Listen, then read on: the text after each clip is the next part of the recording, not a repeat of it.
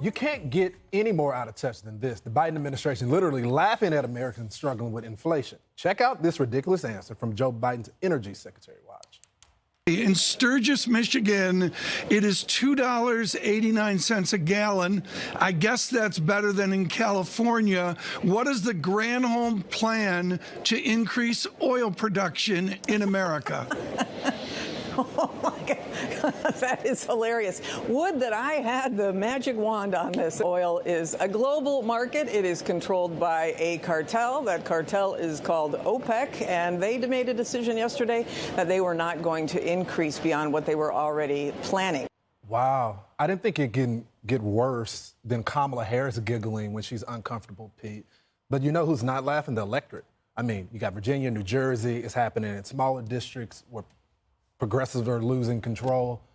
Americans are really fed up on this issue. Yeah, that reminds me of Obama talking about the magic wand as well, which didn't come back to him either. I mean, what Joe Biden did when the elections, right before the elections in Virginia and New Jersey, was completely emblematic of the disconnect you're talking about, Lawrence. Yeah. He's over in Glasgow, he's over in Italy talking about climate change and emissions, while people on the campaign trail are talking about curriculum in schools, inflation, our border, a retreat in Afghanistan, all the things that pertain to their lives and our nation's honor. They're protesting at Joe Manchin, save my life. I'm about to die because of climate change. And they're listening to those things. In this particular case, they listen so much that they undercut our own energy independence at home and then laugh and say, well, it's a cartel in OPEC and we need to beg them for more oil. What do you want me to do? What do you want me to do? Not cancel our pipelines, not crush our ability to create domestic opportunities here at home. So the only one laughing is us at them with the sheer incompetence they've had so far in handling this. Yeah, but Dagan, there's a message coming out of the White House and the Democratic Party at large is that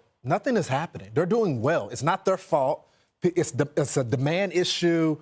Every single issue, they are excelling, and the American people are rejecting them. So when are they going to get a clue? They won't. I will say at this table what I said watching this, screaming it out loud in my office by myself, listening to the energy secretary. Is it too much to ask that the Secretary of Energy actually understands how the energy sector works and how energy production works? Is it too much to ask for her to give at least a small, cold damn about the suffering that all Americans are facing as they try to say, oh, do I eat spaghetti for dinner or do I buy a steak because I've got to fill up my car tomorrow morning? Let me just point this. What she said was totally disingenuous. The United States broke OPEC, broke the cartel. We became a net exporter of oil and oil products under President Trump. We became the world's swing producer. That means that we control the global price of oil because we had so much spare production capacity. So she's talking about OPEC controls the price. It's a global commodity. We controlled the price until you took a chainsaw, you and your liberal nuts, to one of our most valuable industries and took a chainsaw to our global security. You handed power to nations that hate us. And she can laugh about that, too. Jessica, should the president summons her to the Oval? He campaigned on president empathy. This doesn't seem very empathetic.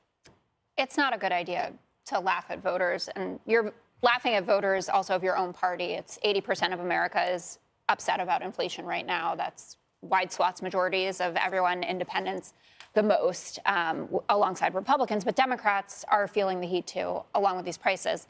And to return to the empathy point, yes, Joe Biden won this election by being empathetic and saying, I can get us through this global health pandemic. I'm the right guy to do that. And you saw that coming up as a problem, specifically in the Virginia election. You can't dismiss the way people feel.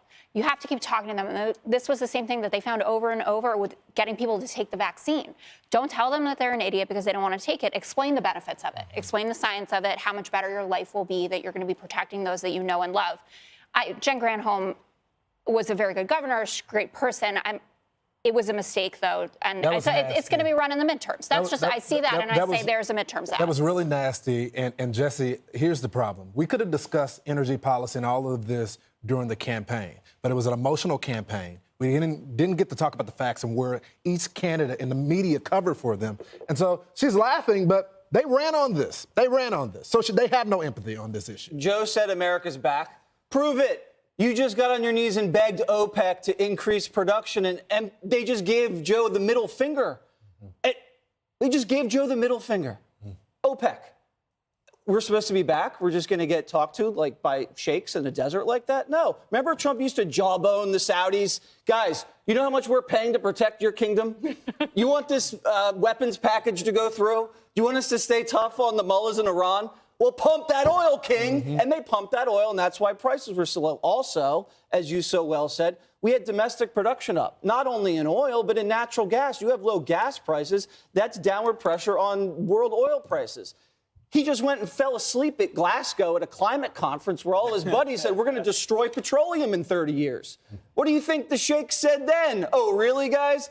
We're just going to slow things down a little bit over here so you can feel the pain. You know, maybe feel some pain without some oil. See what that feels like? They're just laughing all the way to the bank. Wait till winter comes, Lawrence. You know how expensive home heating prices are going to be? You're going to have high home heating prices, high inflation, high gas prices. That hasn't happened since the 70s. Remember what Carter said in the 70s? If you guys are cold in your house, he said, put a sweater on. Jessica's going to have to knit me a sweater. That's what I'll do for my maternity You're leave. gonna have to knit me I'll three make you so sweaters. many outfits. Okay, So I want you don't a sweater. have to pay more. I want a sweater. Hey, Sean Hannity here. Hey, click here to subscribe to Fox News YouTube page and catch our hottest interviews and most compelling analysis. You will not get it anywhere else.